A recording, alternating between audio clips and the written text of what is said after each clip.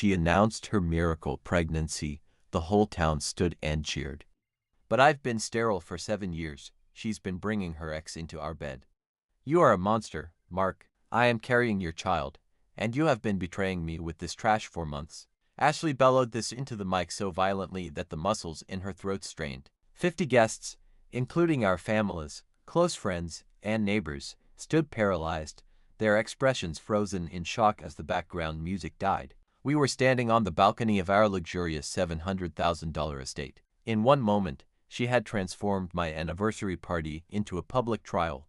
With a dramatic flair, she tossed a stack of printed photos at my feet, showing me entering a hotel with another woman. A collective gasp rippled through the crowd. My mother buried her face in her palms.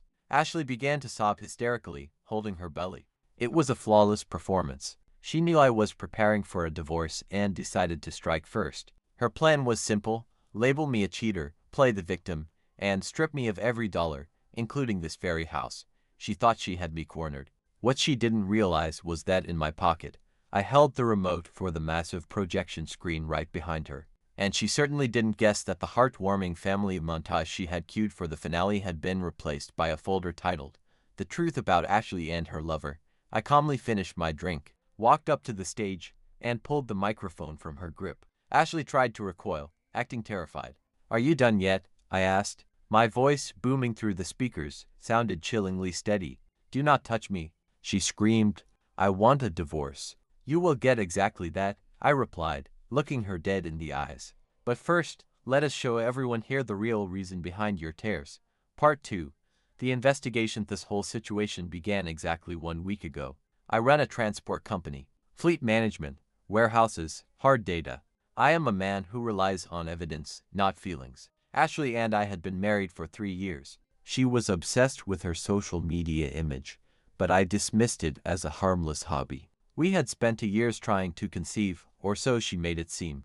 But here is the catch. At 22, following a severe sports injury, I underwent a major operation. The medical verdict was final. I am completely sterile. There is 0 chance of me fathering a child. I never told Ashley at the start because I was terrified of losing her. Later, I waited for the right moment to bring it up. Well, that moment had finally arrived. Last Tuesday, I came home from a business trip a day early. I stepped into the kitchen, and Ashley was sitting there with a look of pure triumph. She handed me a small box. Inside was a pregnancy test showing 2 clear lines. "Mark, we finally did it. I am pregnant." She threw her arms around me. As I hugged her back, I felt something inside me break, only to be replaced by a cold, surgical fury. Because I knew, with absolute certainty, that this child was not mine, I did not start a fight. I just smiled and told her it was a miracle. As soon as she went to take a bath, I got to work. I did not need to break into her phone. I simply opened the logs of our home security system. We have high-definition smart cameras that she always seemed to forget existed. Tuesday, 8 p.m. A dark Audi enters the driveway. A man steps out. It is Jake, her ex-boyfriend, the same guy she always described as a pathetic loser. He opens our front door with his own key. I watched the footage on high speed. He did not leave until 7 the next morning, but not before they shared a very intimate moment right in our hallway. Ashley looked more radiant in those frames than she did on our wedding day. The next morning, I reached out to a private investigator named Miller, a former detective who handles messy situations. "I need a full report on Jake Walker," I told him, "and I want the entire message history from my wife's tablet. Since it was sent to our home cloud, it was an open book." By lunch, I had the whole story. It wasn't just an affair. It was a calculated heist. "Mark is so incredibly dense," Jake had texted. He actually bought the story and even got emotional. "He thinks it is his miracle baby." Jake replied with a laughing emoji, calling me a total sucker. Then came the real blow. Ashley asked Jake about the budget for house renovations. She said, "I will squeeze another $20,000 out of him for the new wing. It will drive up the property value before we split. I can't stand him. He always smells like work and grease. I can't wait to file for child support and seize half of his firm." They were mocking me. They were plotting how to burn through my hard-earned money while I was exhausting myself on the road. But then, I discovered something even more sinister. Ashley hadn't just been unfaithful. She had been planting fake evidence for weeks. I found a tiny audio recorder glued under my desk and a planted lipstick in my car's glove box. She wasn't just looking for a divorce. She was trying to destroy my reputation so I would lose my business contracts. She had even messaged my biggest client, whispering that I was becoming unstable and dangerous due to fake drinking and gambling problems. What she didn't realize was that I actually owned the building where she held meetings with her lawyer. I pulled the lobby security tapes and saw her handing over a flash drive to a man I knew very well, my biggest competitor in the logistics industry. She was selling my trade secrets to ensure I would be bankrupt by the time we hit the courtroom. She wanted me on the street with nothing but the clothes I was wearing. Asterisk, I decided to play along. I suggested a big party to reveal the baby's gender. Let's invite everyone, I told her during dinner. Even Jake. I heard he is back in town, and we are all adults here. Let's show there are no hard feelings. She swallowed the bait instantly. She was so arrogant that she thought she could keep her husband's wallet and her lover in the same room. But a day before the event, she got twitchy. Her own guilt or fear made her look for a mistake on my part. She found a receipt from a jewelry store in my car. I had bought a diamond bracelet for my mother's birthday, worth $3,500. Ashley immediately decided it was for a mistress. She didn't ask questions. She used it as a smokescreen. She even bought a cheap fake version, threw it in our trash, and paid a random girl from a local bar $50 to send me a thirsty text while she was watching my phone. All just to create a digital trail of my supposed lies. And that brings us back to the terrace. Ashley had just branded me a traitor in front of the town's elite. You found a receipt, Ashley. I shouted into the microphone. And you thought the best way to mask your own filth was to attack me first. Did you really think I would stand here and apologize? Did you think those staged photos of me at a hotel taken by your own cousin, by the way, would actually hold up in court? Did you think I wouldn't notice you trying to sell my company's data to my rivals? Asterisk, I pressed the button on the remote. The massive screen behind her surged to life. The first slide was a medical report from a fertility clinic. In massive, bold letters, it read, sterility, chance of conception, 0%. The crowd went so silent it felt like the world had stopped breathing. Ashley spun around, her jaw dropping. What is this garbage? She hissed. It is the truth, darling, I said. I have been infertile for years, so this child is either a miracle from heaven or... I clicked the button again. A video began to play. The same black Audi, Jake entering the house, Ashley greeting him in her underwear. The living room camera caught every single detail. Then, the footage shifted. It showed Ashley and Jake in my private office, laughing while they went through my tax files and copied my client database.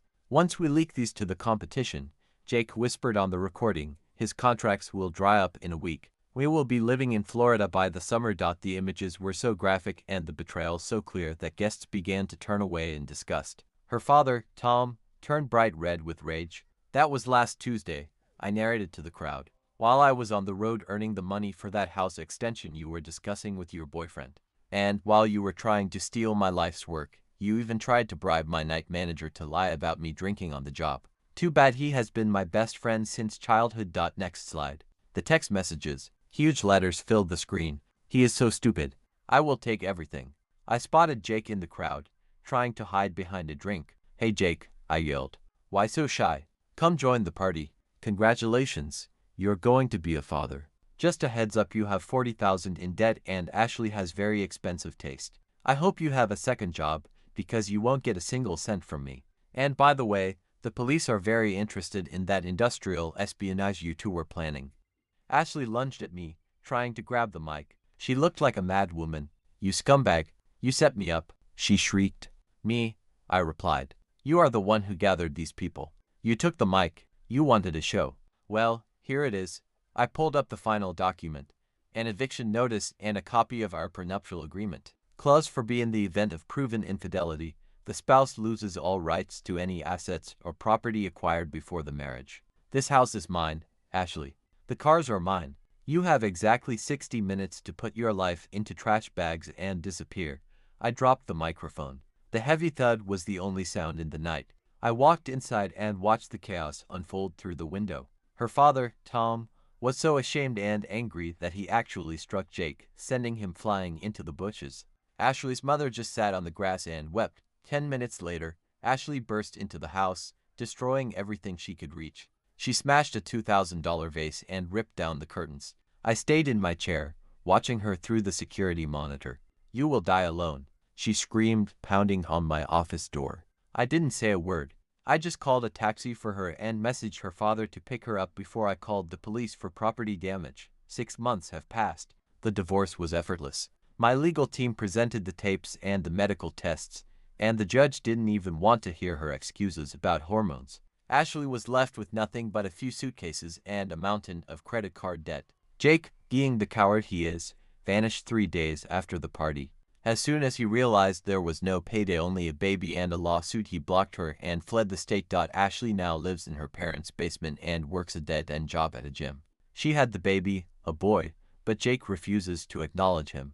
Her parents barely speak to her, and our old friends have all moved on. I sold the house for a $300,000 profit. I didn't want to live in a place filled with her ghost. I bought a sleek apartment downtown, and my business is actually doing better than ever. When my clients heard about the sabotage, they signed long-term deals out of pure respect. I saw her father recently. He told me she regrets everything and cries every day. I told him I don't regret a thing. That party was a double success. We found out she was having a boy, and I found out my wife was a snake. 2 reveals for the price of 1. I'm currently dating someone who doesn't even have an Instagram, and she knows the truth about my surgery. She says it just means more time for us to travel. Life is a logical thing, as long as you know when to hit the play button. Thank you for watching this video. Subscribe to the channel and like the video so you don't miss out on new interesting stories.